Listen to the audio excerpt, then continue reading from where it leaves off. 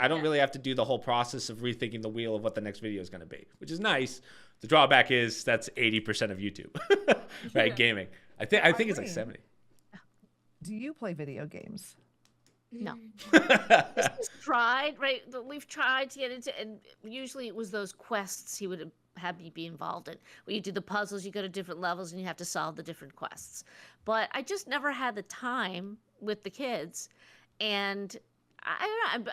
I'm not of that generation, to do that. Chris just ran a speed run that, right? You put on your, of a game that his father picked it out for him. His father he does not like video games at all.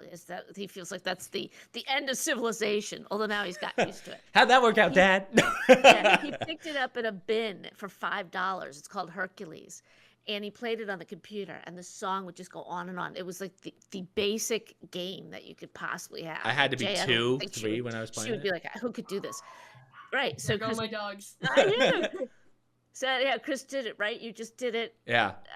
You did as a speed run and posted it, and we were laughing because your dad said, "Do you remember where I got that game?" I said, "I absolutely remember where you got it, but it drove me insane, right? The same song over again. It was the cheapest version of a video game." But I would listen to you guys. I never to it. My mom's big into puzzles, so when I do show her a game, I'll do the puzzle games. Because that's just kind of like our family thing in the sense of like my mom's mom and her sister, they do puzzles, like actual jigsaw puzzles that I look at those and I'm like, I don't want to do this. It's like 1,000, everything looks the same. My mother's going to be 91, and she still does crosswords. She'll do a word search. She likes jumble just to keep her mind sharp. And we pull out puzzles to keep her entertained. But yeah, it's, I don't know, Jen, if you've experienced with Jay, but we used to have a TV in the room where the guys would put the PS whatever and they'd be online gaming, Christopher especially.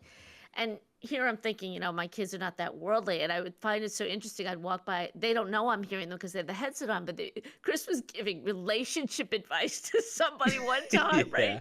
I don't even know if you knew the person, but having a mature conversation. I think you were in high school at the time. Then I'd listen to his brothers talking to people, and it's very interesting as a parent.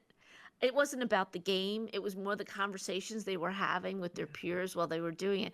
And even now, I mean, like I said, I would sit next to you when you were streaming, and I listened to you and your friends. I feel like I know all his friends because, I've kind of grown up. They've grown up around me with Chris. Yeah, just from the headset. When I did your podcast, Jen, I was telling you about starting in the amateur league of Rainbow Six, and that's those friends that I have to this day. I've known them for 10 years. They're like family to all of us. So, and Jay's met some of them from just recordings and stuff, but that's like, I mean, they're literally an extension of family at this point. So, and I think that's the beauty of video games, where I can bring the closest friends together. But